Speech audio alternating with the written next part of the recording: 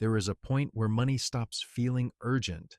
For many Americans, that point sits around one specific number: $30,000 in accessible cash. Below it, financial stress is constant. Above it, something changes. The problem is that most people don't understand why this happens, and as a result, they either never reach this line or overshoot it in the wrong way. The real financial problem isn't low income, it's the absence of a buffer large enough to absorb normal life without forcing bad decisions. Medical bills, car repairs, job transitions, family emergencies, none of these are rare events, yet many people structure their finances as if stability will come automatically with higher earnings or better investments. Most believe they are doing the right things. They invest early, keep some cash, avoid obvious debt, and wait for their net worth to grow. But the stress doesn't go away. Even with a growing portfolio, anxiety remains. That creates confusion. If I'm investing and earning more, why does money still feel tight? The answer lies in liquidity, not returns. Consider a common situation. A household earns $90,000 per year before tax. After housing, food, insurance, transportation, and basic expenses, they manage to save $800 per month. Over time, they invest most of it. Their net worth grows on paper, but their cash reserves stay around $5,000, $8,000. Every unexpected expense forces trade-offs: delay a payment, use credit, or sell investments at the wrong time. Now compare that to a household with the same income but $30,000 in readily available cash. The income didn't change, the lifestyle didn't change, but the experience of money did. Bills stopped triggering panic. Market fluctuations stop feeling personal. Decisions become slower and more rational. This is where most people make a logical mistake. They assume that financial comfort comes from net worth or investment performance. In reality, short-term financial stress is driven by cash adequacy, not long-term returns. The math is simple. For many households, monthly core expenses fall between $4,000 and $6,000. A $30,000 cash buffer represents roughly 5 to 7 months of expenses. That is enough to absorb most non-catastrophic disruptions without changing behavior. Below that level, every shock forces action. Above it, most shocks are just administrative problems, yet many people either ignore this threshold or misunderstand it. Some keep far less, assuming investments will cover gaps. Others keep far more, believing more cash equals more safety. Both approaches create inefficiencies, one through stress-driven decisions, the other through lost purchasing power. The consequence of missing this comfort line is not just emotional discomfort. It leads to measurable financial drag, unnecessary debt interest, forced liquidation of investments, poor timing decisions, and an inability to plan beyond the next few months. This is why money can feel stressful even when the numbers look good. The structure is wrong. Until the role of cash is clearly separated from the role of investing, financial pressure persists. Regardless of income, intelligence, or effort, the 30,000 comfort line is not about wealth. It's about control, and most people never calculate it correctly. To understand why the 30,000 comfort line exists, we need to look at how money actually flows through a typical household. The issue is not ignorance or laziness. It is structural. Income, savings, and investments are treated as a single pool without clear roles. As a result, people optimize for the wrong outcome. Most households receive income on a monthly cycle. Expenses are fixed and predictable, but irregular costs are not. Medical deductibles, home maintenance, insurance gaps, family obligations, or short periods of unemployment appear randomly. Financial systems that work only in average months fail under real conditions. Behavior reinforces this problem. Many people are taught that any idle cash is wasted, so they minimize cash and maximize investing. Others are taught that cash equals safety, so they accumulate large balances without purpose. In both cases, the underlying mistake is the same. Money is not assigned a job. Consider a practical scenario. A 34-year-old professional earns $85,000 per year. She follows standard advice, contributes to retirement accounts, invests in low-cost ETFs, and keeps $10,000 in cash. On paper, her financial picture looks responsible. In practice, one medical expense and one car repair in the same year consume most of her cash buffer. The next expense goes on a credit card. The interest rate is 18%. Even though she is investing, she is paying a guaranteed loss through interest because her cash system is undersized. Now, consider another scenario. A household with similar income keeps $40,000 in cash just to be safe. They feel calm, but the structure creates a different problem. At 3% inflation, that excess cash loses purchasing power every year. Over 10 years, $40,000 loses roughly $10,000 in real value. The household avoided short-term stress but paid a long-term cost without realizing it. Standard advice fails because it ignores context. 6 months of expenses sounds precise, but expenses vary by household, region, and risk profile. Always invest excess cash ignores the behavioral cost of being under liquid. More cash means more safety, ignores inflation and opportunity cost. Another common failure is mixing time horizons. Money meant for emergencies is invested. Money meant for long-term growth is kept in checking. When stress appears, people react emotionally, not strategically. They sell assets at bad times or borrow at high rates, not because they lack discipline, but because their system forces them into it. The $30,000 figure is not magic. It emerges from typical expense ranges, risk frequency, and psychological thresholds. For many households, that level represents the point where common disruptions no longer trigger structural damage. Below it, financial decisions are reactive. Above it, decisions become deliberate. The problem persists because no one teaches money as a layered system. Income is treated as success. Net worth is treated as progress. Cash is treated as an afterthought. Without separating liquidity, stability, and growth, even high earners remain financially tense. This is why the stress doesn't disappear when income rises. Without a system, more money simply amplifies existing weaknesses. The comfort line is not about wealth accumulation. It is about financial resilience, and most advice never addresses it directly. When people fail to reach financial comfort, the cause is usually not income. It is a set of repeated structural mistakes. These mistakes look reasonable in isolation, but over time, they compound into persistent stress and measurable financial loss. The first major mistake is underfunding liquidity. Many households keep $5,000, $10,000 in cash, while their monthly expenses are $4,000, $6,000. That means one or two unexpected events are enough to exhaust reserves. The consequence is predictable: credit cards, personal loans, or forced asset sales. At an average credit card interest rate of 8 to 22%, a $5,000 balance carried for 1 year costs roughly $900 in interest.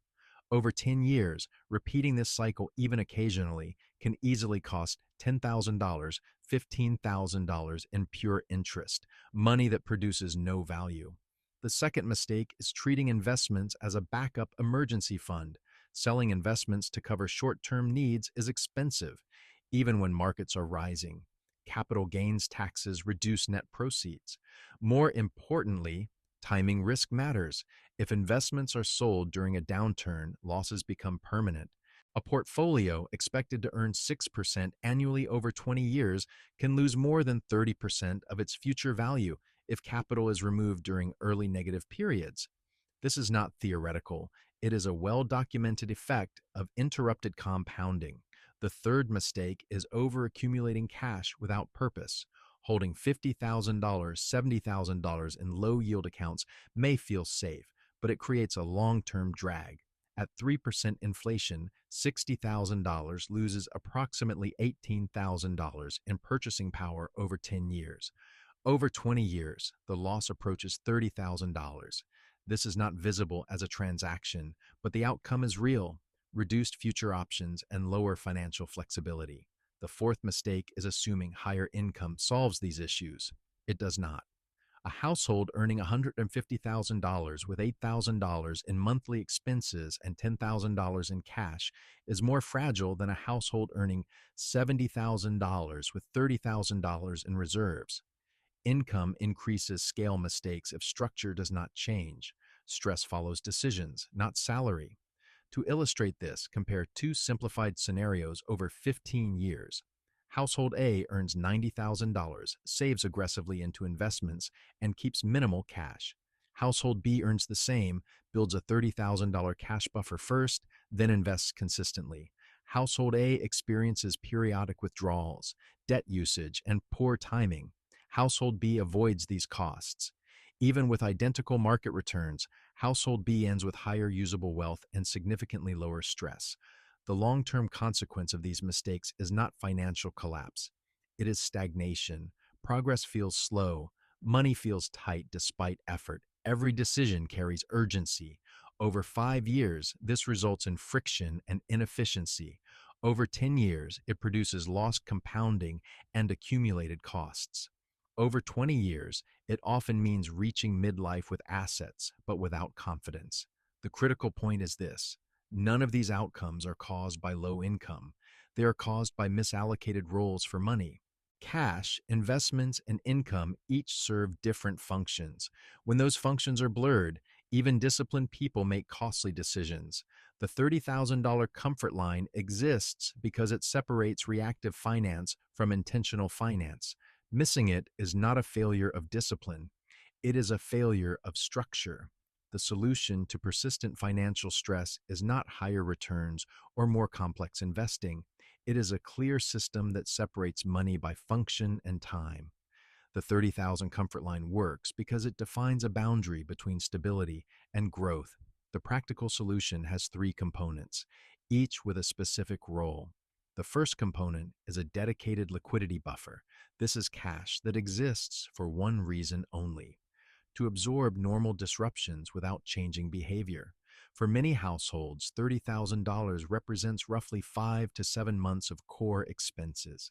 That range is sufficient to handle medical deductibles, temporary income gaps, major repairs, or family obligations. This money is not invested. It is kept in accessible, low-risk accounts. The goal is reliability, not return. The second component is protected growth capital. Once the liquidity buffer is in place, additional savings are no longer needed for emergencies. They can be invested with a longer time horizon. This separation is critical. It allows investments to remain untouched during short-term stress, which protects long-term compounding. A dollar that does not need to be sold during a downturn retains its full future potential. The third component is automation. Decisions are made once and then executed consistently. Cash is replenished only when used. Investments continue regardless of market conditions. This removes emotion from execution and reduces the chance of reactive behavior. The mechanics are straightforward. Income arrives, fixed expenses are paid. A predefined amount is directed toward maintaining the cash buffer until it reaches the target level. After that point, excess cash flows directly into investments. If the buffer is used, contributions temporarily shift back to rebuilding it. Nothing else changes. This system is stable because it aligns risk with time. Short-term needs carry no market risk. Long-term goals accept market volatility in exchange for higher expected returns. Each dollar is placed where it performs best. Importantly, this approach does not attempt to predict markets or optimize returns. It minimizes known repeatable costs: interest payments, forced sales, poor timing, and emotional decisions. These costs are controllable. Market returns are not. A simple illustration makes this clear. Two households invest the same amount over 20 years and earn the same average market return. The household with a proper liquidity buffer avoids 3 forced withdrawals and 2 periods of credit card debt. The other does not. The difference in usable wealth at the end is not small. It can easily exceed $50,000, not because of better investing, but because of better structure. This system also scales. For some households, the comfort line may be $20,000. For others, it may be $40,000. The exact number matters least than the function it serves. The principle remains the same: stability first, growth second. The 30,000 comfort line is not a goal to chase for status or security theater, it is a working threshold. Once crossed, money stops demanding constant attention. Decisions slow down. Investments are allowed to do what they are designed to do. That is why this solution is not risky. It reduces exposure to the most common financial failures, not through sophistication, but through clarity. Part 5: Final Structure and Practical Execution. When everything is put together, the system becomes simple and repeatable. Financial comfort does not come from maximizing returns or minimizing expenses to the extreme. It comes from assigning money clear roles and respecting time horizons. The structure has three fixed layers. First, a defined cash buffer that covers everyday risk. Second, long-term investments that are protected from short-term needs. Third, a process that keeps both layers aligned over time. The 30,000 comfort line sits at the boundary between the first and second layer. What changes once this structure is in place is measurable. After 1 year, financial reactions slow down. Unexpected expenses no longer force borrowing or selling assets. Market volatility feels less threatening because it does not affect day-to-day stability. The mental load around money decreases, not because wealth increased dramatically, but because decisions are no longer urgent. After 5 years, the effect compounds. The cash buffer remains mostly untouched. Investments are allowed to grow without interruption. There are fewer interest payments, fewer emergency withdrawals, and fewer reversals of strategy. Even if total net worth is similar to someone without structure, usable wealth is higher. The difference shows up in flexibility, the ability to say no, to wait, or to choose timing instead of reacting. After 10 years, the gap becomes structural. Long-term capital has gone through multiple market cycles without forced exits. Cash has done its job without silently growing beyond its role. Financial planning shifts from survival to optionality. Decisions are made months or years ahead instead of weeks ahead. This is the point where money truly stops being stressful. What should be done right now is straightforward. Step 1: calculate true monthly core expenses, not averages, but the amount required to run life without cuts. Multiply that number by 5 or 6. This gives a realistic comfort range. Step 2: measure current liquid cash against that range. If it is below the threshold, pause aggressive investing temporarily and redirect savings toward building the buffer. This is not lost progress. It is risk reduction. Step 3: once the buffer is complete, define clear rules. Cash is only used for predefined disruptions. Investments are not touched for short-term needs. If the buffer is used, rebuild it before expanding investments further. Step 4: automate everything. Manual decisions invite emotion. Automated flows enforce discipline without daily effort.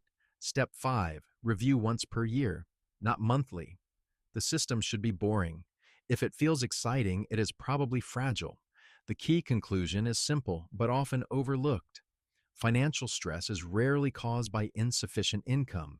It is caused by insufficient separation between stability and growth. The 30,000 comfort line works because it creates that separation. This is not about becoming rich. It is about removing constant pressure from financial decisions. When money has structure, behavior improves automatically, not because of willpower, but because the system no longer demands perfect timing or constant attention. That is when money stops being stressful, not when the numbers are impressive, but when they are correctly organized. When the discussion is stripped down to essentials, the system becomes clear. Financial comfort is not created by one number, one account, or one investment. It is created by separating money into roles and enforcing that separation consistently over time.